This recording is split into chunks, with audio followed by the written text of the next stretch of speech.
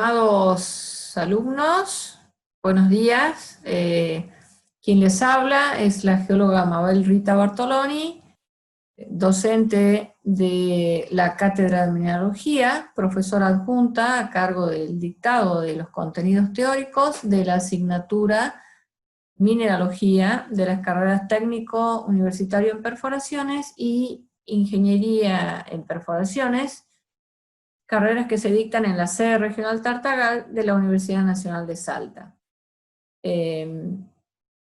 A modo de introducción, vamos a recordar que la mineralogía es una ciencia que estudia a los minerales, los describe, clasifica fundamentalmente. Y tiene por objeto su investigación, la investigación de los minerales, la determinación de sus formas, como vamos a ver en esta bolilla, el estudio de sus propiedades físicas, brillo, raya, dureza, etc., sus propiedades químicas, sus características, o sea, su composición química, así como diferentes análisis y ensayos que se hacen, que nos orientan en la química general determinativa de qué mineral se trata, condiciones de formación que hacen a sus condiciones físico-químicas de formación, ya sea condiciones de presión, de temperatura, de saturación, de condiciones de oxidación, reducción, acidez del medio, etc.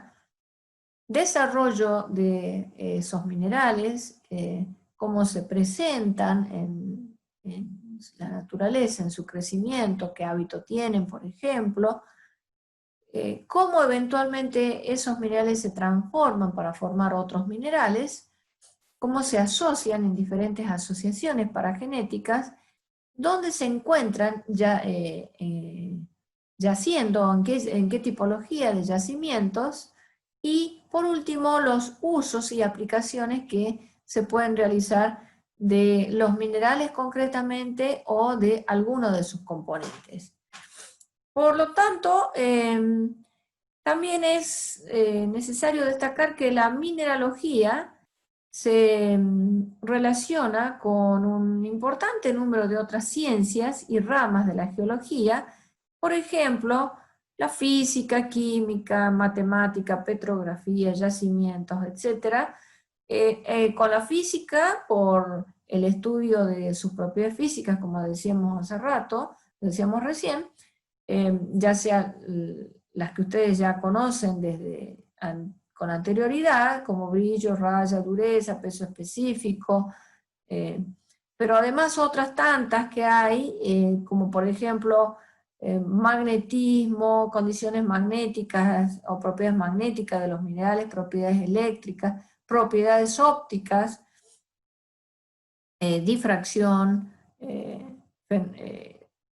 fenómenos de difracción asociados al estudio de los minerales, fenómenos de reflexión, fenómenos de refracción, entre otras tantas cosas. Se relaciona con la química por su composición, por las condiciones de formación de los minerales, de esas soluciones que van a formar los minerales, y también por los diferentes tipos de análisis determinativos que se hacen para su estudio, así como los diferentes procesos de alteración, procesos químicos de alteración, que conducen a la formación de determinados minerales a partir de otros preexistentes. Se relaciona con la matemática también porque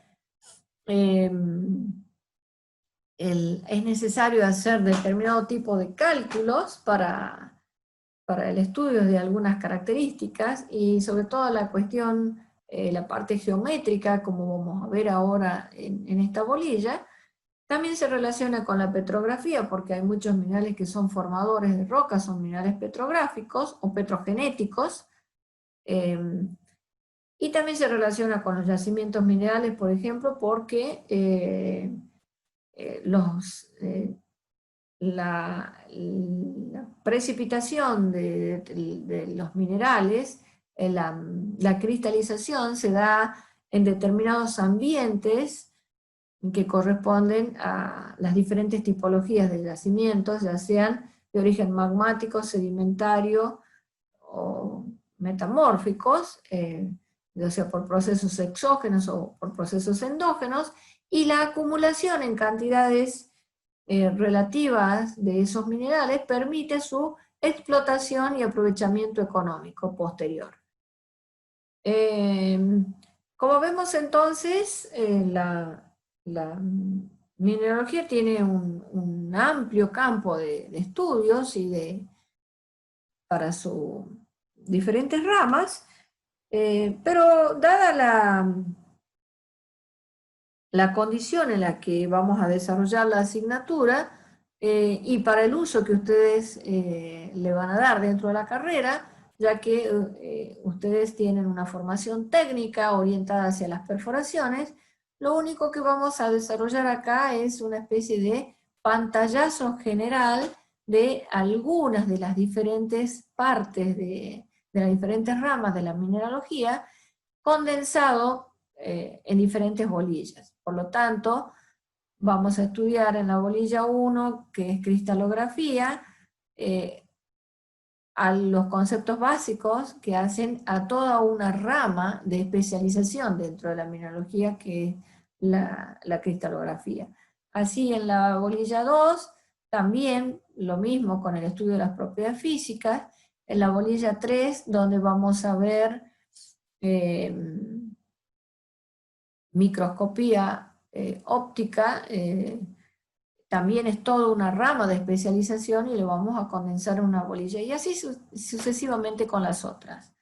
Pero a los fines de lo que ustedes necesitan aprender en la carrera, es suficiente los contenidos que vamos a desarrollar aquí. Por lo tanto, vamos a empezar por definir qué es un mineral. Y un mineral se puede definir como un cuerpo sólido, homogéneo, generalmente cristalino e inorgánico, de composición química definida y estructura atómica ordenada,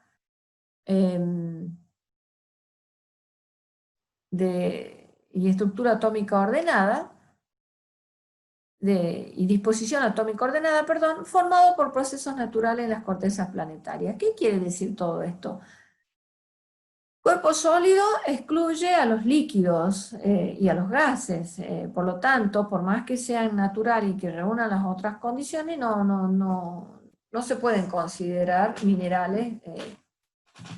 Por ejemplo, el agua no se puede considerar mineral, pero un cristal de nieve, de hielo, formado naturalmente, obviamente, por precipitación de nieve, sí se puede considerar un mineral, aunque tenga un tiempo fugaz de permanencia porque se puede derretir. Y se derrite precisamente porque cambian sus condiciones físico-químicas de formación.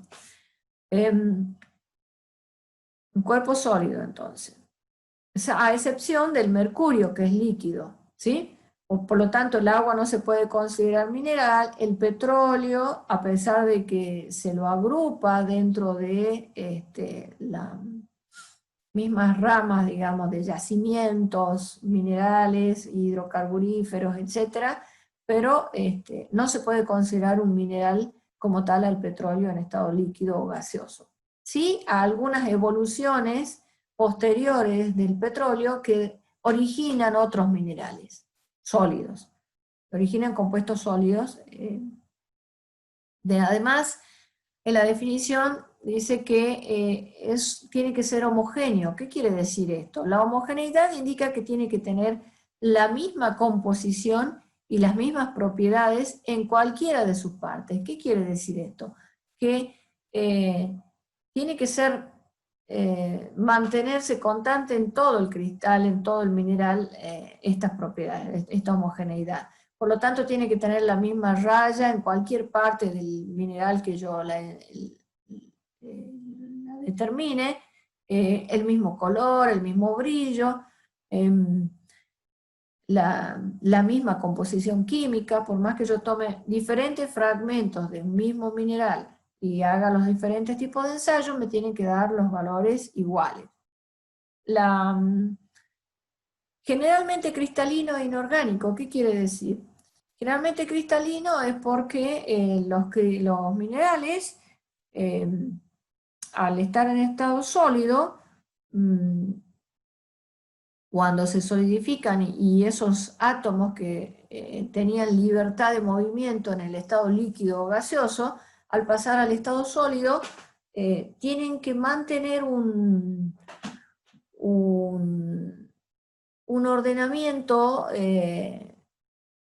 que no es al azar, sino que sí un patrón definido, un ordenamiento sistemático, preestablecido, que es diferente para cada mineral,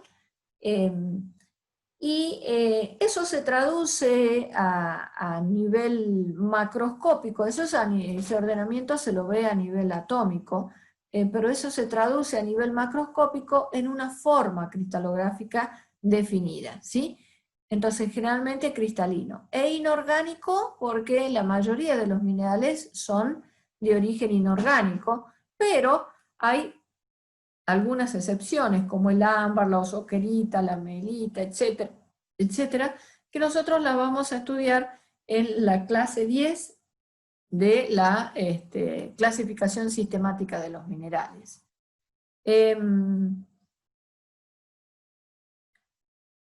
¿Qué otra característica? De composición química definida y disposición atómica ordenada. Bueno, lo de la disposición atómica ordenada ya lo planteamos recién, y de composición química definida. ¿Qué quiere decir esto? Quiere decir que un mineral, si bien tiene una composición que se puede traducir en una fórmula química, que se puede expresar en una fórmula química, aunque esta no siempre sea fija y que pueden tener algunos contaminantes presentes. Por ejemplo, podemos decir que la composición del cuarzo es silicio-oxígeno 2, pero pueden haber algunos cationes contaminantes que le dan diferentes tipos de coloraciones y por lo tanto dan las diferentes variedades del cuarzo. Si tenemos cuarzo amatista de color lila, cuarzo citrino de color amarillo, cuarzo ahumado, cuarzo lechoso, etc. Cada uno con algún catión extra, además del silicio oxígeno 2. Y por último, dice también que un mineral tiene que haberse formado por procesos naturales en las cortezas planetarias. ¿Qué quiere decir esto? Por un lado, la condición de que se formen en las cortezas planetarias permite excluir a aquellos compuestos formados en la atmósfera, a excepción del hielo, en la hidrosfera y en las partes más profundas de los planetas, o sea, en el manto y en el núcleo, porque no se puede acceder allí y se supone que no están en estado sólido tampoco. Pero sí, o sea, los minerales, ya sea que se hayan formado en la Tierra o fuera de la Tierra, en otros planetas, en la Luna, o también podemos, en planetas o satélites, pero ya sean en la Tierra o externos, extraterrestres, pero en las cortezas, ¿sí? En la parte más superficial. Y ¿cómo estudiamos aquellos que son de origen extraterrestre? Ya sea por los meteoritos, por ejemplo, que llegan a la Tierra, por las muestras traídas desde los viajes espaciales hacia la Luna, y tal vez próximamente por la información que se pueda recolectar con el estudio y colonización de Marte y eventualmente a futuro tal vez a otros lugares más distantes de nuestro universo. Pasemos entonces al desarrollo concreto de los contenidos que hacen a la bolilla 1. Así, lo primero que tenemos que hacer es definir un cristal. Y un cristal se puede definir como un cuerpo sólido, homogéneo y anisótropo, limitado por caras planas que determinan formas poliédricas. Que como ya dijimos son la expresión exterior de esa distribución atómica interna de las partículas constituyentes, de las partículas, esa atómica ordenada interna, o sea, esas partículas constituyentes que forman el cristal. Sólido, como dijimos en la definición de mineral, homogéneo porque mantiene sus características, y anisótropo por este ordenamiento. El vocablo cristal deriva del griego kristalos, que hace alusión a la creencia que tenían los antiguos griegos de que el cristal de roca, que es una variedad de cuarzo, era en realidad hielo supercongelado, pero nada, no es así, ¿sí? El estado cristalino, por lo tanto, es el ordenamiento interno y regular de la materia anisótropa, dando cristales de buen crecimiento con limitaciones poliédricas. O sea que hay algo que hay que destacar también, que un cristal puede ser natural o artificial. Si el cristal se forma por procesos naturales, se puede decir que es un mineral. En cambio, si desarrollamos un cristal en el laboratorio, por ejemplo, con la intervención del hombre, eso va a ser un cristal, pero no va a ser un mineral. ¿Sí? Aclarada esa diferencia, entonces, veamos ahora la simetría cristalina. Como en todo poliedro es posible reconocer en un cristal los siguientes elementos geométricos. Acá tenemos un cubo, por ejemplo, una forma poliédrica, y en ella podemos ver caras, que son los planos que delimitan el poliedro, o sea, las caras que cierran el cristal, el cubo, aristas, que son las líneas de intersección de dos caras, líneas rectas que interceptan dos caras, donde se cortan esas dos caras, y los vértices, que son los puntos donde se interceptan tres o más aristas. En todos los cristales estos elementos se encuentran en cantidades relativas, y esto resultan de la regla de Euler-Descartes, que dice que el número de caras más el número de vértices es igual a el número de aristas más 2. Veamos el ejemplo del cubo que tenemos aquí. Tenemos un total de 4, 5, 6 caras, ¿sí? Más 1, 2, 3, 4, 5, 6, 7, 8 vértices. 8 más 6, 14. Igual a aristas más 2. ¿Cuántas aristas tenemos en este cubo? 1, 2, 3, 4, 5, 6, 7, 8, 9, 10, 11, 12. 12 aristas más 2 es 14. O sea que tenemos cara más vértice, 14. Igual a arista más 2, que también es 14. O sea, se cumple la regla. No solamente en el cubo, sino en todos los cristales. Se da esta regla. La simetría cristalina se refiere a la regularidad geométrica que presentan los cristales. Y por lo tanto, para poder estudiar esta regularidad geométrica, se emplean 4 tipos principales de simetría. Simetría con respecto a un punto, donde se relaciona con un punto irreal, que está en el centro del cristal, y el cual se define a partir de líneas que cruzan, que interceptan el cristal desde el exterior hacia el centro y saliendo en otro punto, en otro vértice, o en otra arista, o en otra cara. O sea, son líneas que se cruzan por el centro del cristal y que determinan un punto. Ese punto es lo que se conoce como centro de simetría, se simboliza con la letra I, tiene una particularidad que lo que hace es reproducir por inversión lo que pasa por ese centro. Por ejemplo, tomemos esta cara superior que tenemos aquí, pasa por el centro, se invierte y aparece diametralmente opuesta aquí abajo. Tomemos esta arista que está acá, pasa por el centro, se invierte y aparece diametralmente opuesta aquí abajo. Tomemos este vértice que está acá, pasa por el centro, se invierte y aparece diametralmente opuesto aquí abajo. O sea que realiza una operación de inversión. Simetría respecto a un plano. Se dice que una figura geométrica es simétrica con respecto a un plano cuando cada uno de los componentes, aristas, vértice o cara, de un lado de ese poliedro, le corresponde otra idéntica al lado opuesto del plano, pero y equidistante, a la misma distancia.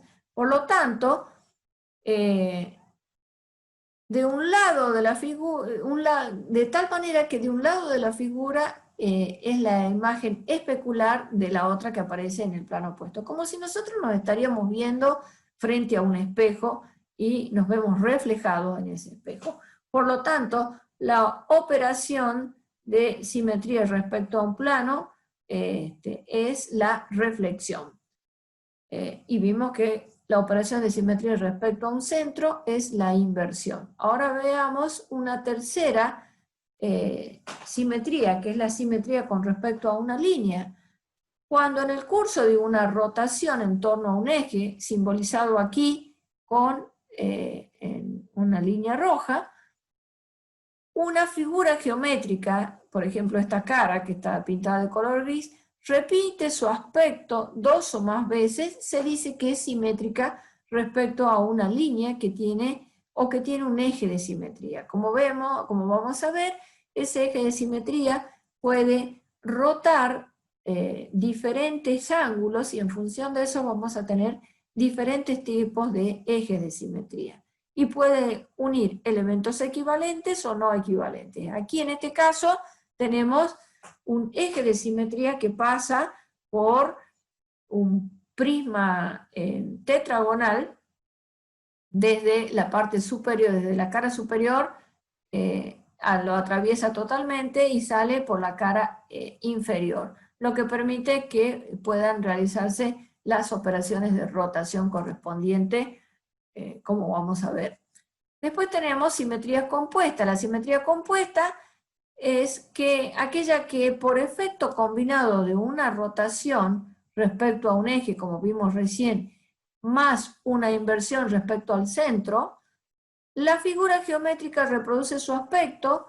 Entonces, bajo estas dos operaciones que necesita para reproducir su aspecto, entonces decimos que tenemos un eje de inversión rotatoria. Si por el contrario, para reproducir la figura, la misma se hace o se produce por el efecto combinado de una rotación seguida por una reflexión de un plano, ¿sí? Entonces decimos de que la simetría corresponde a un eje de reflexión rotatoria o de giro-reflexión, ¿sí? Veamos en resumen entonces cuáles son los elementos de simetría, y estos elementos de simetría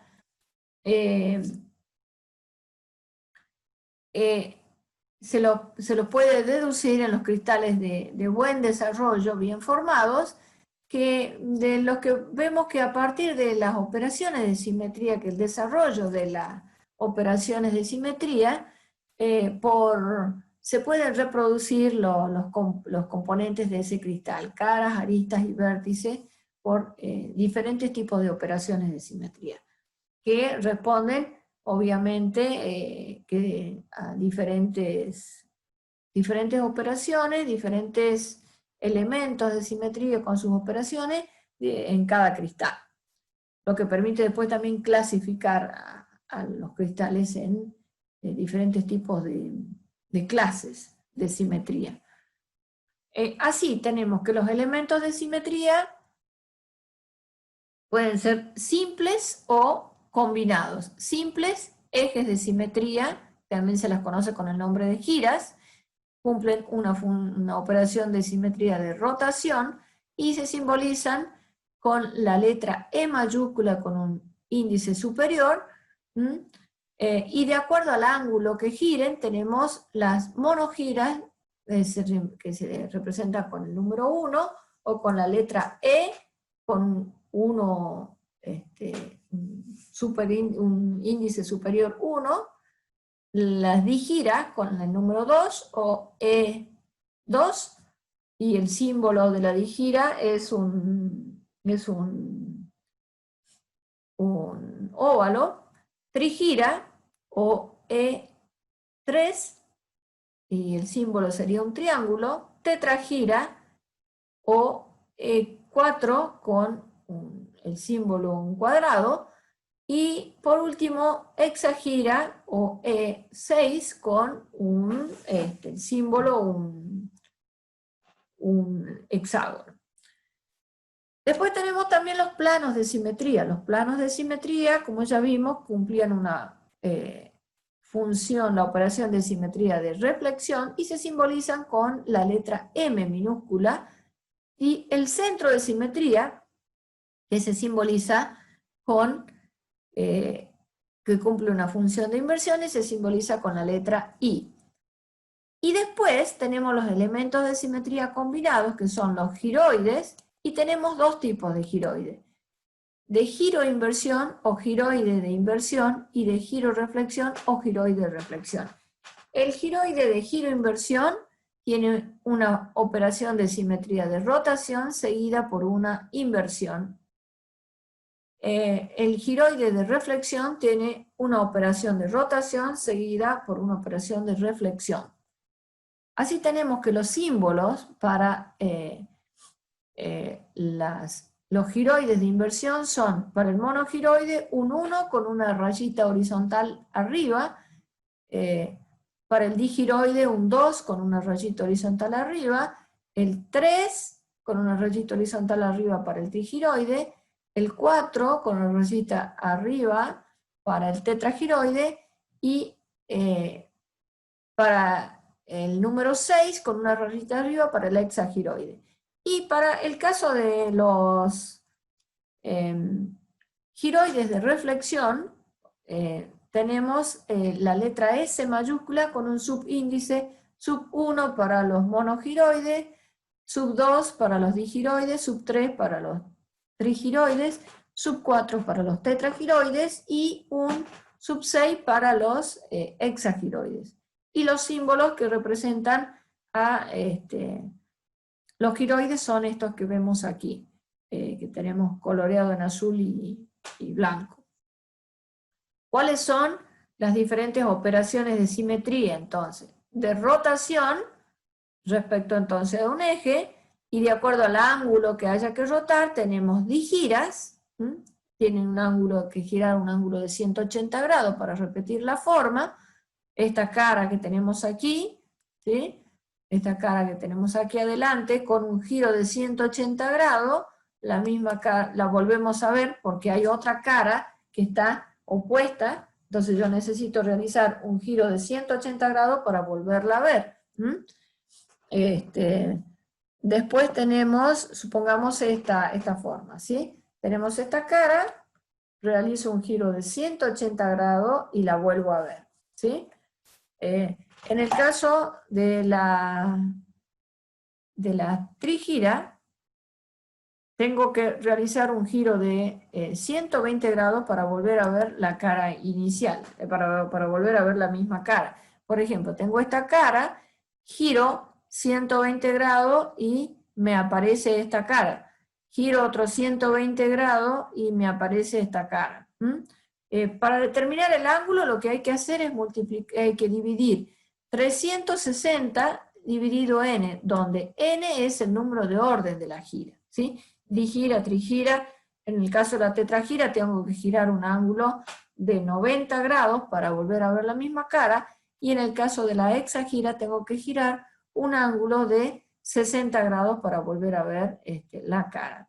Las giras pueden ser polares o bipolares. Polar es cuando unen elementos equivalentes, como por ejemplo, en este prisma hexagonal, tenemos que el eje pasa por una cara superior y por una cara inferior. O sea, las dos son caras, son elementos equivalentes, por lo tanto, se dice que la gira es bipolar y se la presenta de manera coloreada, como pueden observar acá. Y cuando une elementos que no son equivalentes, como por ejemplo acá en esta pirámide hexagonal, donde está uniendo una arista en el ápice, en la parte superior de la pirámide, pasa por allí la gira y baja, atraviesa toda la pirámide y sale por la base, que es una cara, no es un vértice. Por lo tanto, como no une elementos equivalentes, decimos que la gira es polar y no se la pinta, no se la rellena al símbolo, ¿sí? Después tenemos la operación de reflexión. La operación de reflexión es la reproducción de los elementos geométricos del cristal mediante la operación de reflexión, ¿sí? Entonces, y se da a través de un plano, ¿sí? Un plano de simetría, y como ya dijimos, a cada elemento a un lado del plano de simetría le corresponde otro equivalente en el lado opuesto, equidistante y sobre la normal al plano, de manera tal que el cristal resulta dividido en dos mitades iguales, homólogas, cada una de las cuales es la imagen especular de la otra, ¿sí? Como si fuese un espejo.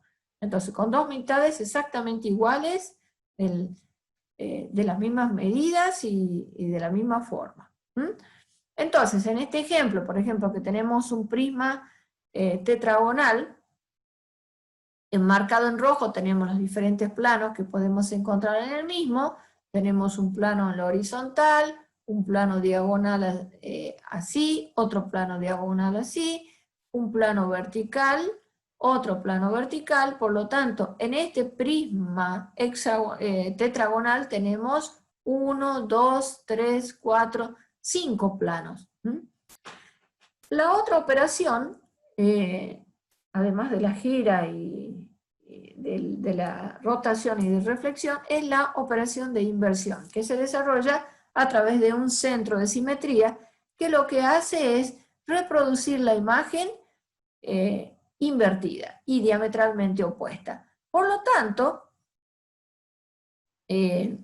y el centro siempre es uno solo, en el cristal no hay más que un solo centro, o no hay, en un caso particular de la forma de menor simetría, y cuando está presente se encuentra obviamente coincidiendo en el centro del cristal, y siempre hay un solo centro. Planos ya vimos que puede haber varios, y giras también pueden haber varios. Veamos cómo se produce la inversión. Tenemos este triángulo, por ejemplo, esta cara triangular, pasa a través del centro, se invierte y se reproduce diametralmente opuesta. Así tenemos, por ejemplo, acá en este otro gráfico, donde tenemos ya el poliedro completo, toda esta parte superior que está marcada en color azul, se invierte, pasa por el centro y aparece en la parte inferior diametralmente opuesta. O sea que esta cara, por ejemplo, que tenemos aquí, atrás, aparece aquí abajo. Y después, obviamente, las operaciones combinadas de giro-inversión y de giro-reflexión. La operación de giro-inversión es la combinación de las operaciones de giro seguido por una inversión a través del centro. Giro a través de un eje más inversión a través del centro. Entonces, se dice que un cristal tiene una giroide de inversión si para cada elemento geométrico hay un segundo elemento que puede ser obtenido del primero por rotación alrededor de un eje seguido por una inversión a través del centro de simetría. Ambas operaciones se reiteran consecutivamente hasta alcanzar nuevamente el elemento geométrico de partida original. ¿Qué quiere decir? Por ejemplo, Veamos, así tenemos el monogiroide de inversión, que se simboliza con el número 1, con la rayita arriba, gira 360 grados, ¿sí? Pasa a través del centro, se invierte y aparece aquí abajo, ¿sí? Si yo repito la operación, como dice aquí, ambas operaciones se reiteran consecutivamente hasta alcanzar nuevamente el elemento de partida. Veamos. El 2, que tengo acá, giro 360 grados, pasa por el centro, se invierte y aparece aquí, ¿sí?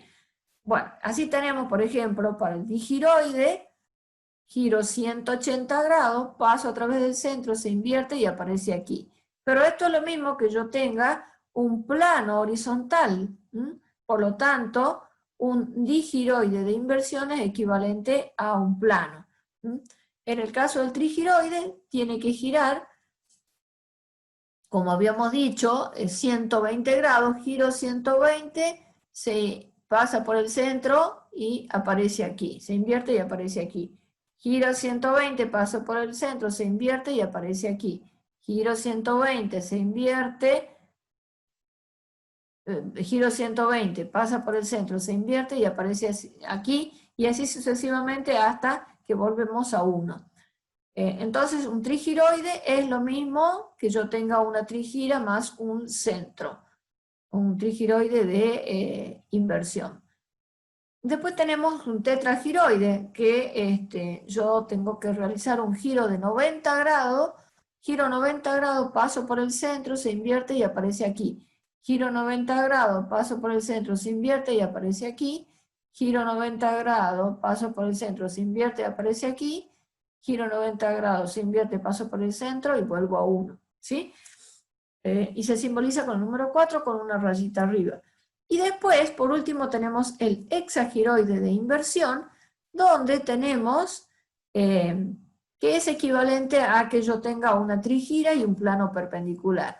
O sea, para el hexagiroide, recuerden que para la hexagira tenemos que girar 60 grados. Entonces, giro 60 grados, se invierte y aparece acá donde tengo el 2, giro 60 grados, se invierte y aparece aquí, bueno, acá faltan las líneas, ¿no? Aparece donde tengo 3, giro 60 grados, se invierte y aparece donde tengo 4, y así sucesivamente, y por lo tanto, si vemos 1, 3 y 5, aparecen reflejados, aparecen abajo como 2, 2, 4 y 6, por lo tanto es como si yo tendría una trigira y un plano perpendicular como aparece aquí.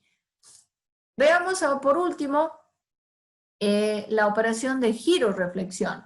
La operación de giro-reflexión es la combinación de la operación de giro seguido ya no por una inversión, sino por un plano, pasa por un plano y se refleja. Así tenemos, por ejemplo, para el monogiroide de reflexión, que se simboliza con la letra S1, y que es equivalente a un plano, tenemos para el monogiroide, giro 360 grados, paso por el plano, se refleja y aparece aquí abajo. O sea que es lo mismo que tenga un plano. En